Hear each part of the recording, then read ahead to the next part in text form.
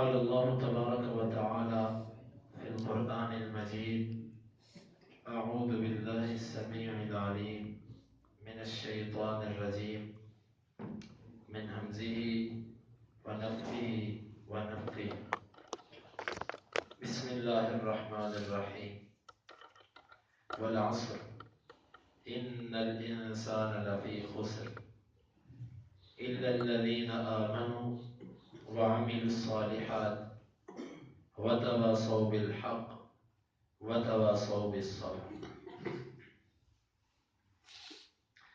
اس صورت میں اللہ رب العزت نے فرمایا کہ سارے کے سارے انسان خسارے میں ہیں۔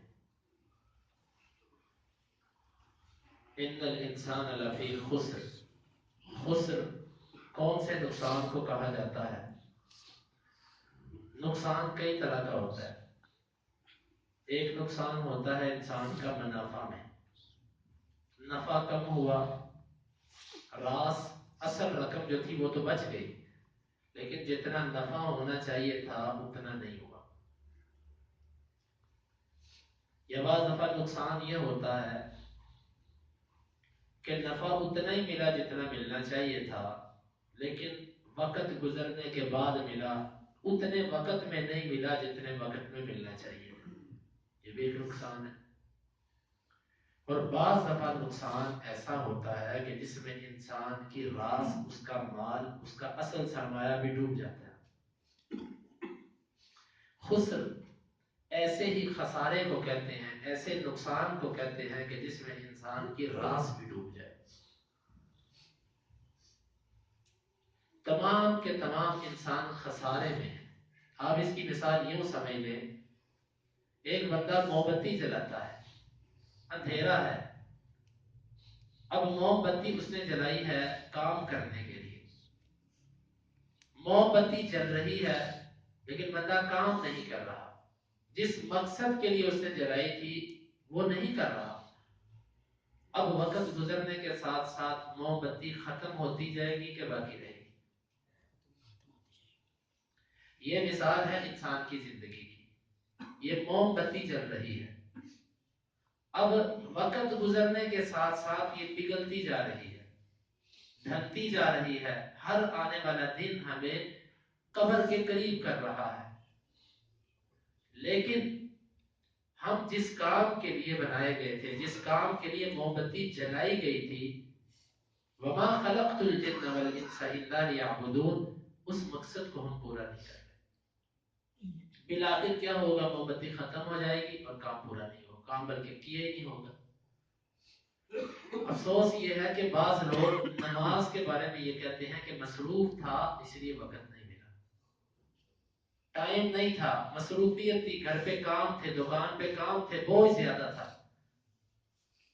یہ وہ لوگ ہیں کہ جو دنیا کے اندر اپنے اصل کام کو بھول چکے ہیں۔ اللہ تعالیٰ ہمیں ان میں سے نہ کرے، اور جو ہیں اللہ تعالیٰ ان کی بھی اصلاح فرمائے۔ یا خسارے کو سمجھنے کے لیے آپ یہ مثال لے لو کہ ایک بندہ برف لے کر بیٹھتا ہے، وہ برف بیچنے کے لیے ایک بلاک اترواتا ہے برف کا، اور بر وقت اگر اس کی برف نہیں بکتی تو آپ بتلائیے کہ کیا جتنے کا اس نے بلاک خریدا تھا اتنی برف بیچ کے وہ نفع کما لے گا؟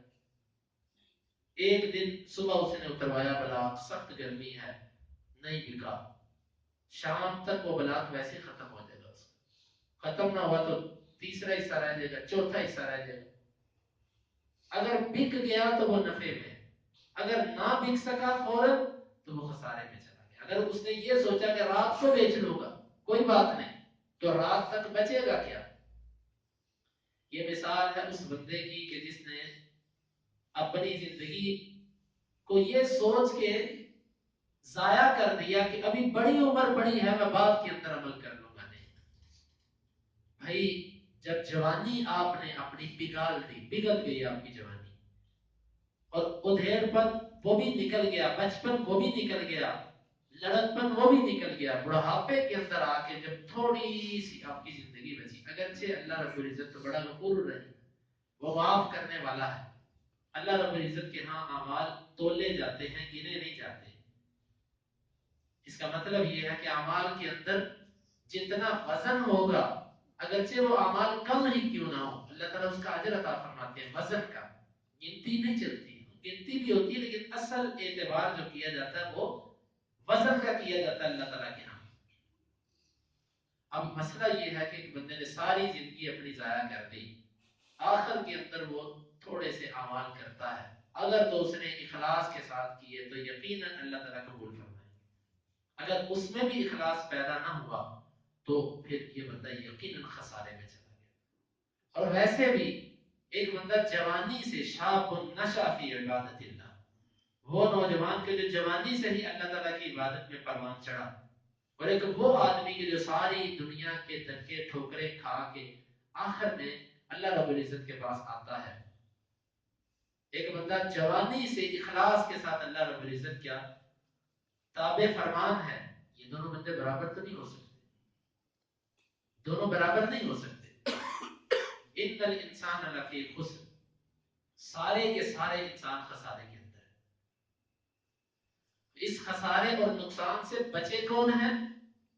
الا الذين امنوا وعملوا الصالحات وتواصوا بالحق وتواصوا بالصبر.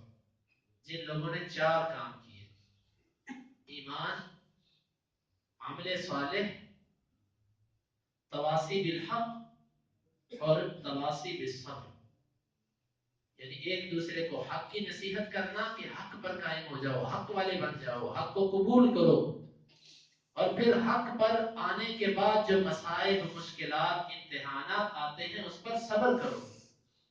یہ ایک دوسرے کو نصیحت ہے. یہ چار عمل جن لوگوں نے کر دیے وہ لوگ اس خسارے سے بچ سکتے ہیں.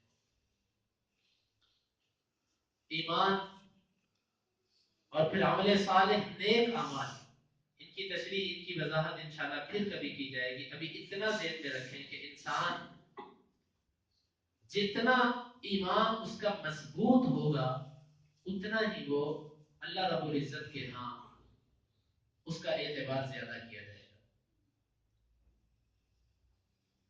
بندہ دل کا صاف ہو، اس کے اعمال زیادہ نہ بھی ہوں تو اللہ تعالیٰ کے ہاں اس کا مرتبہ مقام بہت زیادہ ہوگا. آپ تھوڑا سا دیکھیں، سوچیں ذرا. میں کبھی کبھی سیرت کی کتابوں میں پڑھنے سے، ابو بکر صحابہ کرام کی زندگیاں پڑھنے سے ایک سوال ذہن میں آتا ہے کہ ابو بکر رضی اللہ عنہ کا مقام سارے صحابہ میں زیادہ کیوں تھا؟ آپ اگر دیکھتے ہیں ایسا نہیں ملے گا کہ ابو بکر رضی اللہ عنہ جہاد میں سب سے زیادہ جنگجو تھے اس لیے ان کا مقام تھا، بلکہ ایک جزوی جنگ کے میدان کے اندر فضیلت اور کئیوں کی بھی تھی. ابو بکر رضی اللہ عنہ سے بڑھ کر کئی بہادر تھے. اگر ہم دیکھتے ہیں لمبی نمازیں پڑھنے کے سلسلے میں تو اس میں بھی ابو بکر رضی اللہ عنہ سے کئی صحابہ کرام نمایاں ہو جائیں گے. اگر ہم دیکھیں کہ زیادہ روزے تو ہمیں نہیں ملے گا کہ ابو بکر رضی اللہ عنہ کے سارے صحابہ کرام سے روزے زیادہ ہوتے تھے، اس لیے ان کی فضیلت زیادہ تھی. اگر یہ دیکھیں کہ حج تو یہ بھی نہیں ملتا کہ ابو بکر رضی اللہ عنہ نے حج سب سے زیادہ کیا اس لیے جو ہے نا وہ ان کی فضیلت زیادہ تھی. اگر دیکھیں مال خرچ کرنا تو یہ بھی نہیں کہہ سکتے کہ ان کے پاس مال سب سے زیادہ تھا اس لیے انہوں نے سب سے زیادہ خرچ کیا. اور اگر دیکھیں علم حاصل کرنے کا مسئلہ تو یہ بھی نہیں کہہ سکتے کہ سب سے زیادہ علم حاصل کرنے والے جو تھے نا صحابہ کرام میں اللہ کے نبی کے ساتھ ہر وقت لازم چمٹ جانے والے وہ ابو بکر تھے، ایسا بھی نہیں ملتا. پھر کیا وجہ ہے کہ ابو بکر رضی اللہ عنہ کی فضیلت سارے صحابہ کرام سے زیادہ ہے؟ اس کی وجہ کیا ہے؟ اللہ عالم الصواب جو سمجھ آتی ہے وہ یہی ہے، ابو بکر رضی اللہ عنہ دل کے ان کے جو باطنی اعمال تھے، ایک ہوتا ہے ظاہری عمل. ہم جب بھی عمل صالح کا ذکر کرتے ہیں تو ہمارے ذہنوں میں یہی آتا ہے، نماز، روزہ، حج، زکات، ذکر، یہ اعمال جو ظاہری ہیں یہ ہمارے ذہن میں آتے ہیں. باطنی اعمال بھی ہوتے ہیں انسان کے، دل کے عمل ہوتے ہیں کچھ، ان اعمال کی وجہ سے انسان کا مقام اور مرتبہ جو ہوتا ہے نا وہ بڑھتا ہے. جس طرح کہ نبی صلی اللہ علیہ وسلم نے ایک صحابی کو، بخاری میں آپ نے پڑھی کہ آپ نے جنت کی بشارت دی کہ یہ جنتی ہے، تو ایک صحابی اس کے گھر جا کر رہے 3 دن کہ میں دیکھوں کہ اس کا کون سا ایسا عمل ہے کہ جس کی وجہ سے اس کو جنت کی بشارت ملی۔ 3 دن رہنے کے بعد کہا کہ بھائی کوئی نمایاں چیز میں نے نہیں دیکھی، مفہوم یہ ہے کہ جتنا عمل تم کرتے اتنا ہی ہم بھی کرتے ہیں، تو تمہیں جنت کی بشارت کیوں نہیں؟ انہوں نے کیا فرمایا تھا؟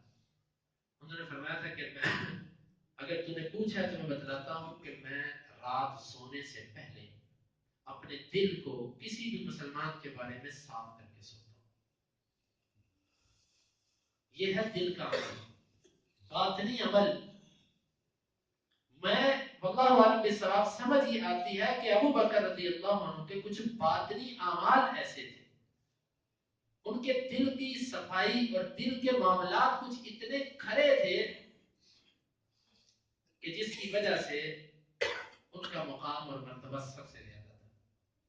اور اس کی تائید تھوڑی سی اس روایت سے بھی ہوتی ہے کہ جو عبداللہ بن مسعود رضی اللہ عنہ سے ہے، یہ مسند احمد کے اندر بھی ہے اور دیگر کتابوں کے اندر بھی آتی ہے کہ عبداللہ بن مسعود رضی اللہ عنہ فرماتے ہیں کہ ان اللہ ناظر قلوب العباد، اللہ تعالیٰ نے اپنے بندوں کے دلوں کو جھانکا، دلوں کو دیکھا، ان میں سب سے زیادہ جو صاف دل والے تھے نا وہ محمد رسول اللہ صلی اللہ علیہ وسلم۔ اور پھر اللہ تعالیٰ نے ان کی امت میں سے جو سب سے زیادہ دلوں کے صاف لوگ تھے نا، اللہ تعالیٰ نے اس نبی کا ان کو ساتھی بنا۔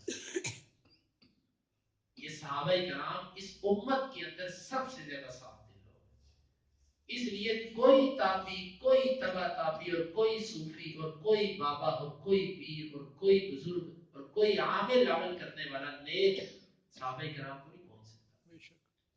اصل اس کا تعلق دل کی صفائی کے ساتھ ہے، دل کے باطنی معاملات کے ساتھ ہے۔ وہ لوگ دل کے بہت کرے تھے۔ ہمارے اندر آج کے وقت نفاق بہت ہے، دل سے کچھ ہے، زبان سے کچھ ہے۔ یہ عمل صالح کی جو میں بات کر رہا ہوں، ایمان کی بات میں نے ابھی نہیں چھیڑی، عمل صالح کے اندر صرف ظاہری اعمال نہیں آتے میرے بھائیوں، اس کے اندر باطنی عمل، حتیٰ کہ اخلاص کے ساتھ اگر کوئی بندہ کھجور کا ایک ٹکڑا، ایک کھجور اللہ تعالیٰ کے رستے میں دیتا ہے تو حدیث کے لفظ ہے کہ اللہ تعالیٰ اس کی اتنی قدر کرتے ہیں کہ اللہ تعالیٰ اس کو اپنے دائیں ہاتھ میں لے لیتے ہیں۔ یربیہا کما یربی احدکم فلوہ، اللہ تعالیٰ اس کی یوں پرورش کرتے ہیں کہ جیسے تم میں سے کوئی ایک اپنے گھوڑے کے بچے کے ساتھ کرتا ہے۔ حتی تکون مثل الجبل، یہاں تک کہ وہ پہاڑ کی مثل ہو جاتا ہے۔ ایک کھجور کا ایک کھجور، اتنی اللہ تعالیٰ اس میں برکت ڈالتے ہیں کہ جو دل کی صفائی اور ستھرائی کے ساتھ اللہ کے رستے میں خرچ کی جاتی ہے۔ محترم بھائیوں، دوستوں، بزرگوں، عمل صالح میں سب سے پہلی چیز انسان کا باطنی عمل ہے۔ اگر دل اور اس کا باطن اس کے ظاہر کے ساتھ نہ ہو تو اس کو نفاق کہتے ہیں، یہ منافقت ہوتی ہے۔ یہ ایسے بندے کو ذو الوجہین کہتے ہیں، دو چہروں والا بندہ، اور اس بندے کا بڑا برا انجام ہے۔ ہمیں چاہیے کہ ہم اپنے دلوں کے معاملات پر بھی غور و فکر کریں۔